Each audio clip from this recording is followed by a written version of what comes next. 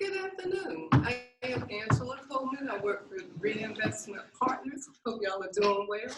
I am here to talk to you about some of the things that I do for Reinvestment Partners.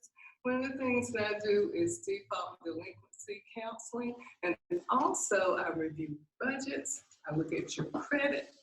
I'm going to talk to you this afternoon, though, in regards to the property tax relief program. One of the things I do is I look at your budget, I look at your income, and I also look at your age for the property tax. Because if you're over age 65, then and your income is less than $31,000, then you qualify for the relief. You get this brochure every year in your envelope for your property taxes. People don't read it. It has very important information in it. It tells you that if you're disabled or elderly, the elderly is over age 65, there is income limits. Your income has to be less than $31,000. If you're disabled, you have to be 100% disabled. Veterans also qualify.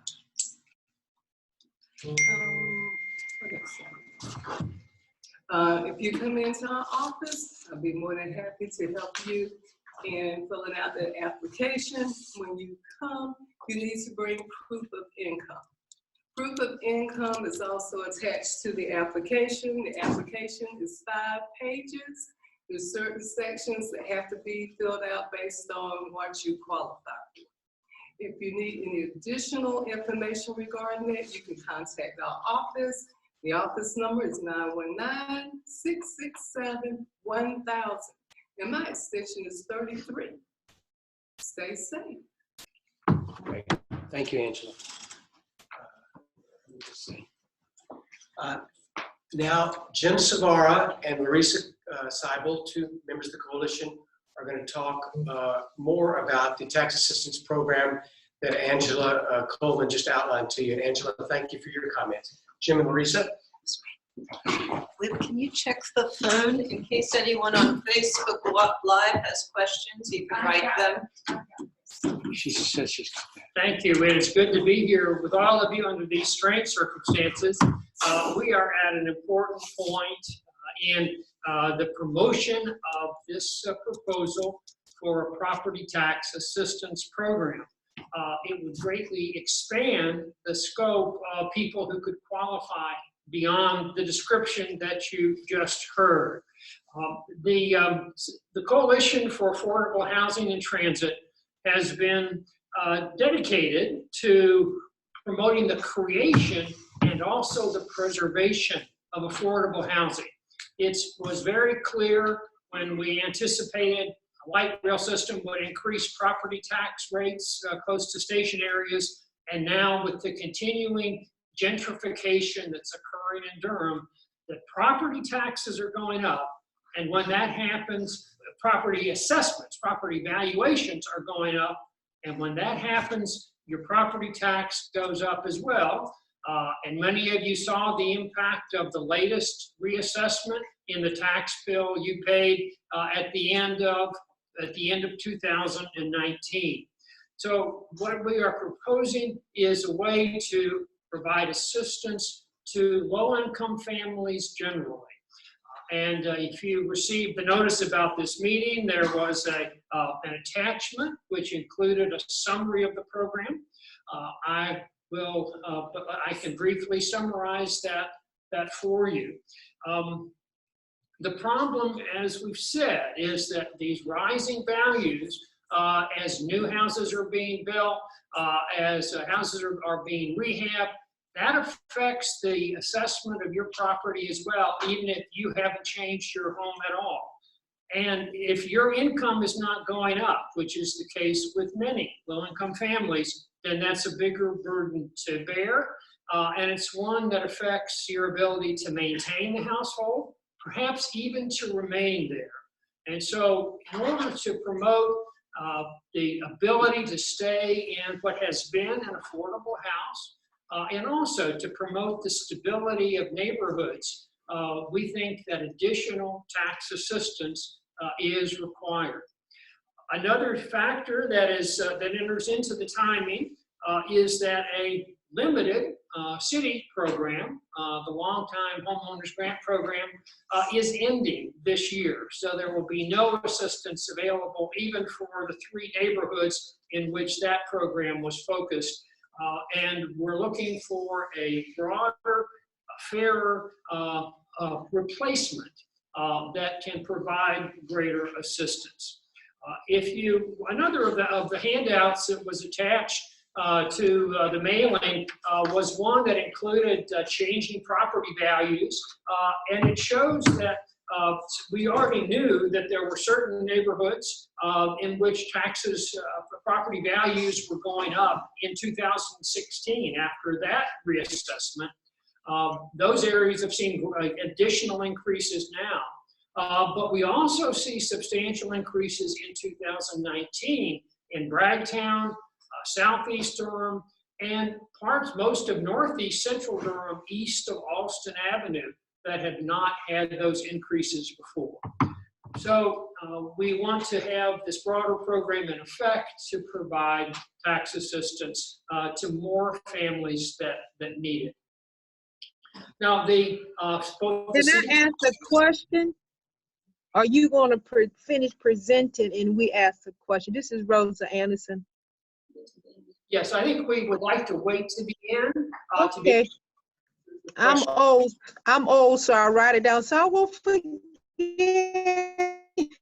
Okay, thank you. Okay.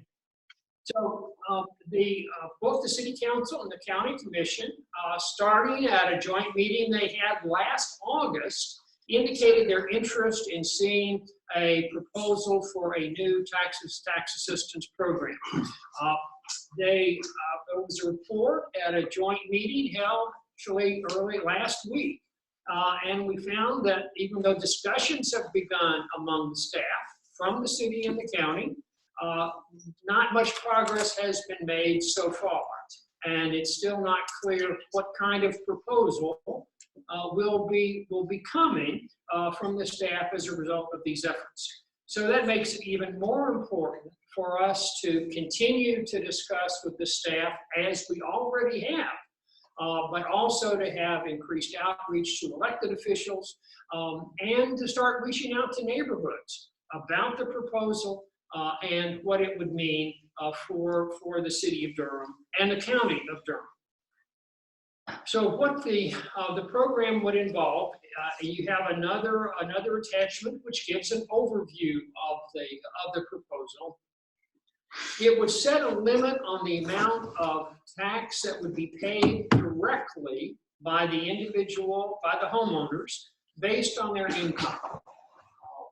We have 3 low-income categories: those under 30%, salary under 30%, or income under 30% of area median income would pay a limit of 1% of their income in taxes. A 2-person household with an income of $20,370 that would qualify at the 30% level. At the 60% level, a 2-person household with an income of almost $41,000 would pay a limit of 2% of their income. That would be $814.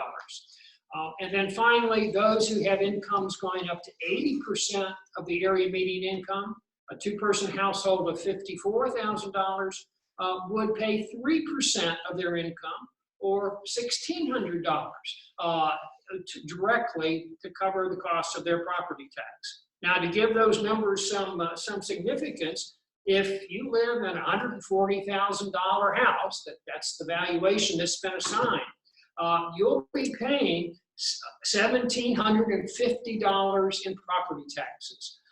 So the approach that we're proposing would have the homeowners be responsible for the tax payment up to the limit that we mentioned, $204, $814, or $1,630, with a grant coming from the city and county to cover the rest of the tax cost. So we'll be consistent with state law, and we conferred with faculty at the School of Government.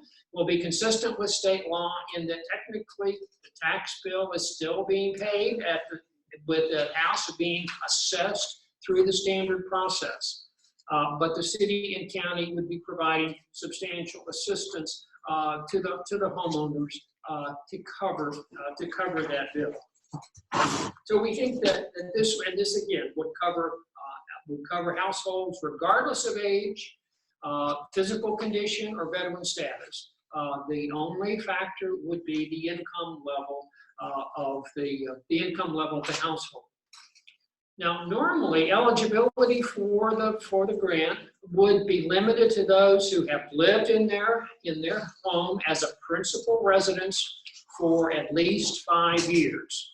But there's an important exception. Those families who have obtained a house through an affordable housing program or an affordable housing agency would be qualified immediately for the assistance. For example, there are 297 active mortgages on Habitat for Humanity's houses that are present in Durham currently, but there's no protection for the owners of those Habitat homes for increasing appraisals and higher tax bills. We would also make the tax assistance available to the heirs of the original qualifying homeowners if the heirs make that their principal residence, if they live in the house, thus contributing to stability and meet the income qualification. The program, we would hope, would take effect this year, that it would be included in the 2020 budget. We would ideally have information available about this that would be distributed in your next tax bill that comes out in the middle of the summer, so that you would know that this is another option in addition to the state programs that you could pursue. The one possible exception factor that might affect the timing, there is some legal question about whether the county would have to hold a referendum in order to get voter approval for using county revenues for this purpose. And that presumably could not happen until the November election. So that might affect the timing. But we want the council and commission to approve the program as part of the budget in June of this year. Finally, let me just try to give you some estimate about the cost of this program. We have to estimate of the 16,000 homes in Durham, owner-occupied homes in Durham, that have low-income owners. There are various reasons why people would apply or would not apply, including the fact that they have to have lived in the house for 5 years. And so we have estimated that approximately 4,000 people would be newly qualified to receive this assistance, in addition to the approximately 2,000 people that receive assistance under the state homestead exclusion tax relief program. At that level of usage, and making some assumptions that are spelled out in another of the handouts that you received that show the cost and the impact on the homeowner, the cost would be about a total of over $4 million. Approximately 1.9 million coming from the city and 2.7 million from the county. Now, this is a very large expenditure, obviously, but we need to think about the benefit that it provides. And instead of talking about this in terms of the cost to the city and the county, think about the impact of extracting $4.7 million from the household budgets of low-income homeowners. We need to adjust the impact of property taxes on homeowners across Durham County to reflect their ability to pay. And so this would leave those resources in the hands of the homeowner, making it easier for them to maintain their homes and remain in their homes. I have made a quick estimate, and I hope that this is accurate. I'll get some who are better qualified to do this than me, but it looks like for the city and the county to cover that cost at that level of usage, it would require a 0.7 cent increase in the tax rate for the city and the county. The average homeowner would pay $28 more in taxes, but we would have a much fairer property tax system than we do currently. Jim? Can I Yes. ask you a question? Yes. As well. I asked first. Yes, Rose, can you wait 1 second? We'll catch you right after Webb. Oh, okay, certainly. Hi, Webb. Hi. A person asked, do the percentage cutoffs mean that someone's after-tax income could go down when their income increases because they go over an AMI threshold? My thought is, it doesn't affect their income at all. It just affects whether they're eligible for this program and at what level they're eligible for this program. Right? Is that right? Right. And it's not after, as we would calculate, it's not after tax income anyway. It's the adjusted gross income for the household. Rosa,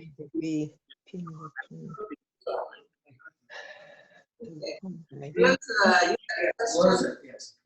Rosa, my question to you guys, everything seemed to back into the value of the home. Then you look at the income.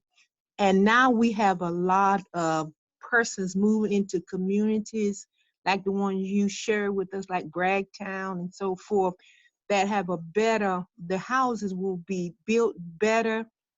And it also would the value of house affect the others around.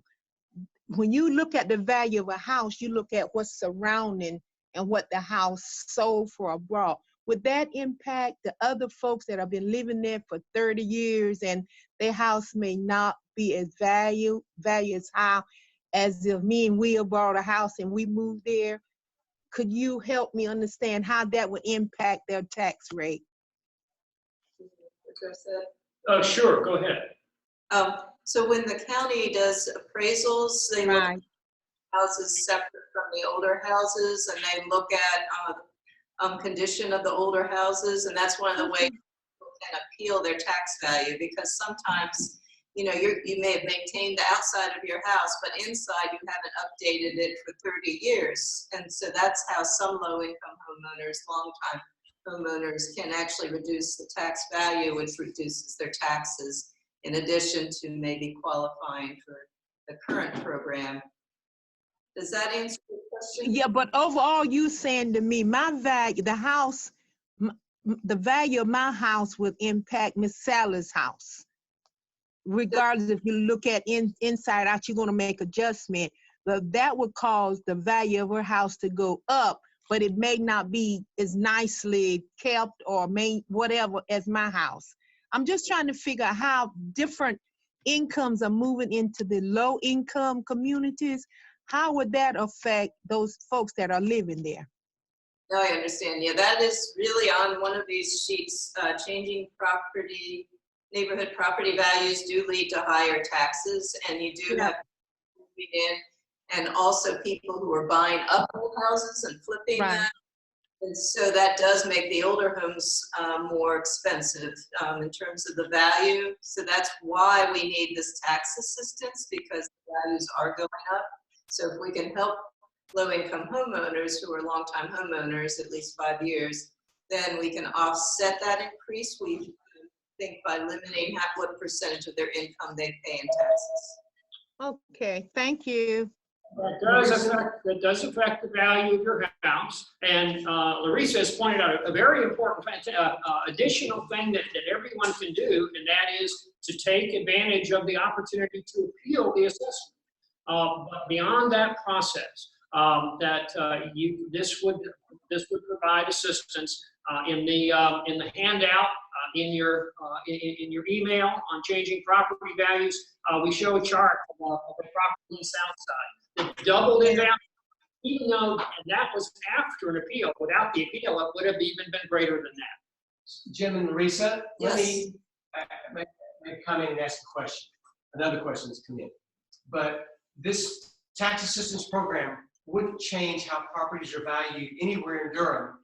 It would just let low-income homeowners have a way to try and afford their property taxes as the property valuations are going up by people either building an expensive house or buying houses at more expensive prices. Is that right? Correct. So the question is, would this program affect tax values? The program we're proposing does not affect the value. That's the separate appeal process that the county does now. But it would reduce the tax the homeowner has to pay, similar to the current state program. So the city and the county, if they agree to do this program, they would pay part of the taxes and the homeowner would pay just a small So amount. quick comment here, a clarification from Aspen Roman that the tax office has been working with Self-Help Credit Union and Habitat to code properties that they have sold to homeowners with affordability restrictions differently, so they're not valued as highly as nearby market rate properties. So that is a way also of helping property values not rise so quickly and property taxes therefore stay affordable. So she shares that comment with us. Are Then, people hearing? what? Did people hear that comment? Can they hear you? Well, so are you on Zoom? No. Oh, she's on Facebook. Okay. You're on I can hear you. I know I can. Thank you. Okay, thank you. Yeah. And then somebody asked if it was city or county, and this is city county. But yeah. We can all hear. One of the state laws that we have to deal with any kind of tax assistance is that every property has to be appraised in the same way. You can't have special conditions or special rules. And so this is a way of providing assistance to offset the higher tax rate you're paying. So we're starting to run out of time. We need to have short answers, and I'm going to share a little bit of feedback, but I want to let you all, Larissa in particular, get to your comments that you wanted to make to us as well as part of today's program. Let me just say that, Larissa, why don't you say a few things, and then there's a couple of questions that have come in that I will follow up with, okay? Okay. So I've been asked to address several questions about any concerns we heard when we went to the March 10th County Commission and City Council meeting, where all county commissioners were present. There were 3 city council members present. And they were discussing concerns that they had about people being able to afford taxes. They said they did want to do something to help low-income homeowners with taxes. The concerns they had were that what would the cost be to help thousands of homeowners, potentially 4,000 homeowners, Jim has estimated. But they wanted to maybe start at the lowest income that HUD tracks, which are homeowners at 30% of area median income, which Jim has mentioned are folks who are under about $20,000, $24,000 a year. The other concern is the staff costs. The tax office currently runs the state program. There's only 2,000 homeowners in that program now, so this would triple what they might have to do. But they do want to at least start with that lower income level. That seemed to be consensus among the whole group. They're not sure how far up they can go in terms of incomes. However, City Council member Deidreana Freeman said our proposal would help prevent displacement of low-income home buyers in East Durham, including Habitat homeowners. She liked that. And also, she thinks that people up to 80% of area median income, folks earning $30,000 or $40,000 a year, also needed help with rapidly increasing taxes. James Hill, our county commissioner, wanted heirs to be able to use the tax assistance. That's something that's also in our proposal. And it sounded like he might be interested in, higher income folks also who might have inherited a property. Maybe they're not under 30%, but you don't want the family to have to sell the house because they can't afford the taxes. So can we assist, heirs perhaps at a higher income level?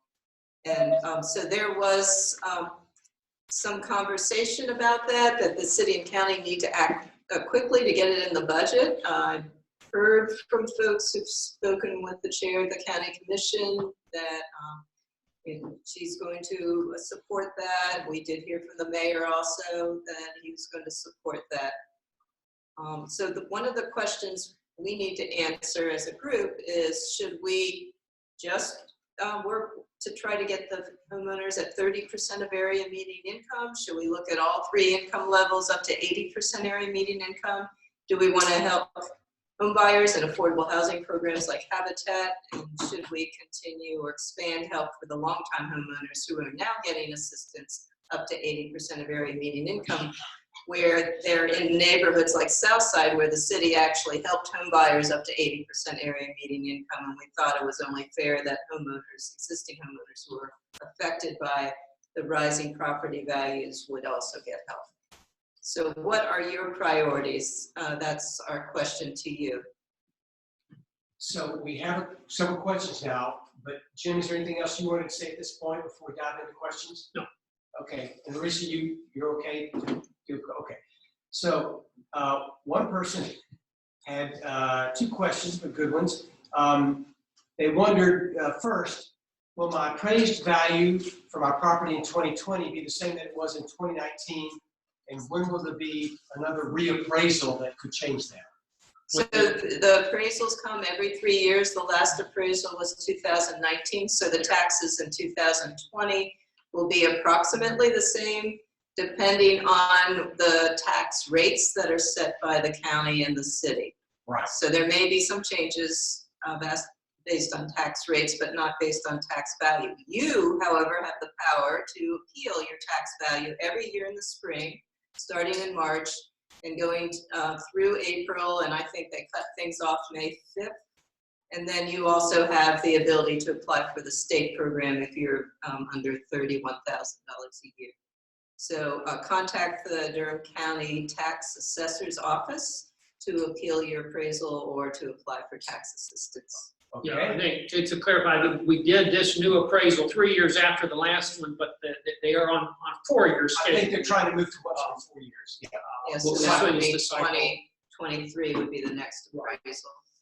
So the question is, another question similar to this is, how can I figure out how much this program would help me? Well, if you look at the handout that talks about cap cost and value to the homeowner, what you can do is identify your household size, what your household income is, and then what your property assessment is currently and your current tax bill. You can look at the chart and it will tell you how much you will be responsible for paying directly, and therefore what the remainder would be in the form of a grant. We hope sometime soon to have an inquiry service so that you could provide information and we could get a response back to you. And if you think that would be helpful, let us know. And just to add a comment, this is our proposal that we're talking about, but it still has to be considered and voted on by the county commissioners. Definitely. And they could change some of the details of Exactly. who's eligible and how much it helps them. Exactly. But we're hoping there'll be strong community support for what we're proposing. Thank you to those who are online who indicated they could hear. That's been very appreciative. There's another question. I wanted to ask why we are proposing to limit the program to owners who've been in their homes at least 5 years. Often, new low-income homeowners are even more vulnerable to housing cost shock as they get used to the overall cost of ownership.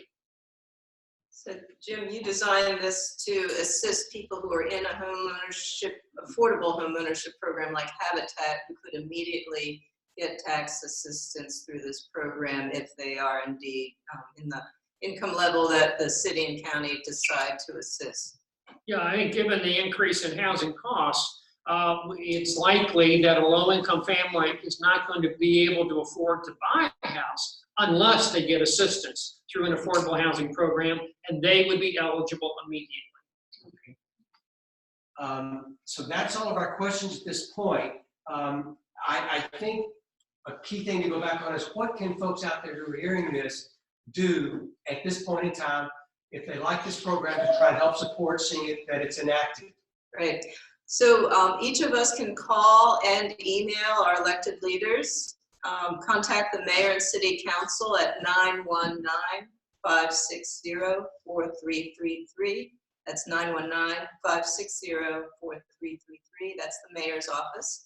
Or you can email the mayor and city council at council@durhamnc.gov. And they're also available by regular mail at 101 City Hall Plaza, Durham, NC 27701.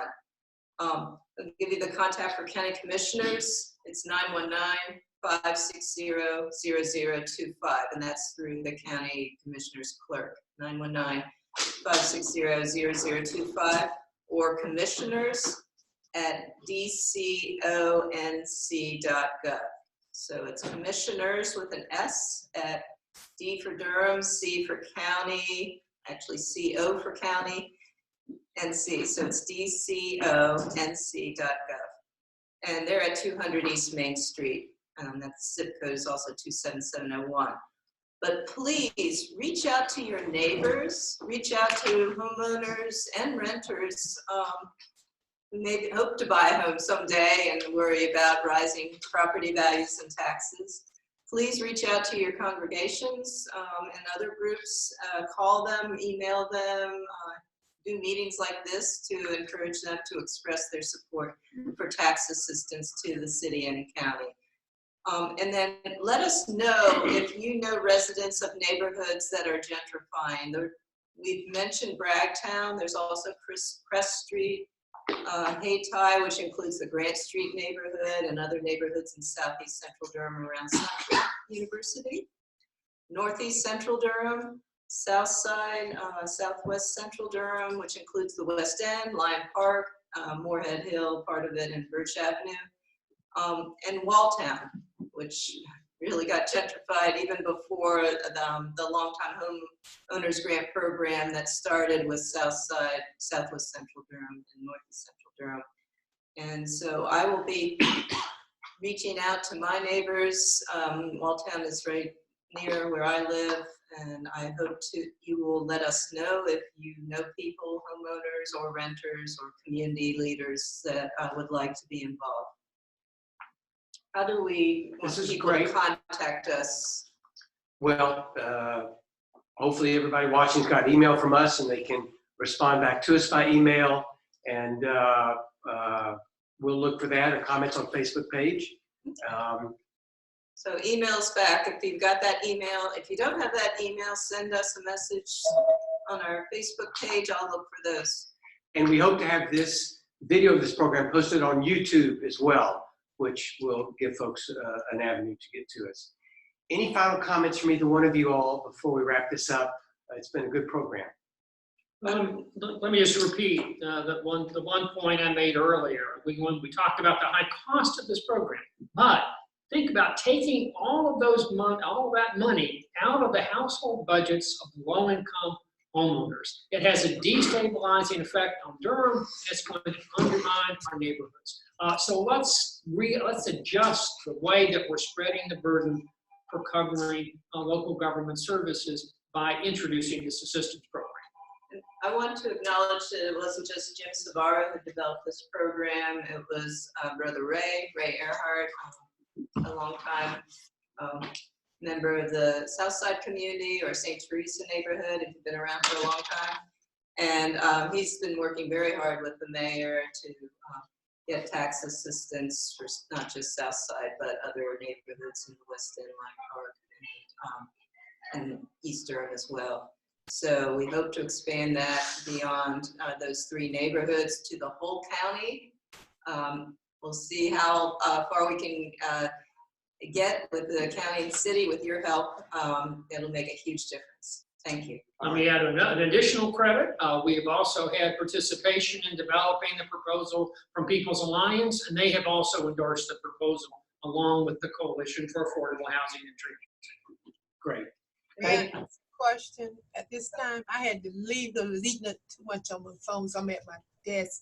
You called out the organization that endorsed that the communities that are going to be hit the hardest, which are the low income, And one of the organizations I participate in also is the Committee on Black Affairs.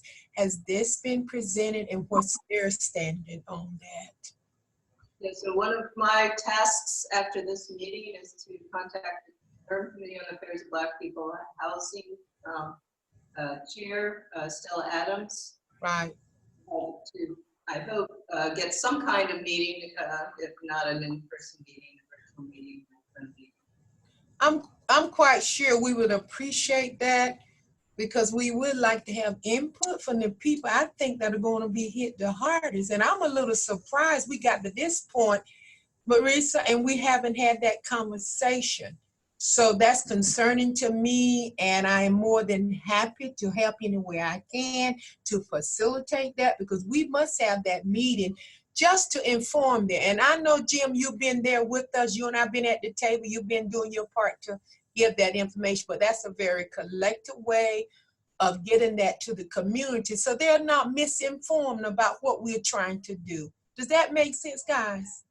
It does, and I've made personal contact with Stella Adams when we were working on, when all of us were out there talking about the housing bond referendum and how that would have an effect on taxes. And I think everyone agreed that we needed this tax assistance program to offset that any impact of the housing bond on low-income homeowners. But you're right, we have not yet had that formal meeting between the coalition. Thank you. So we're going to come up and make updates, and you all Yes, can certainly. stay All right, we're at left to right.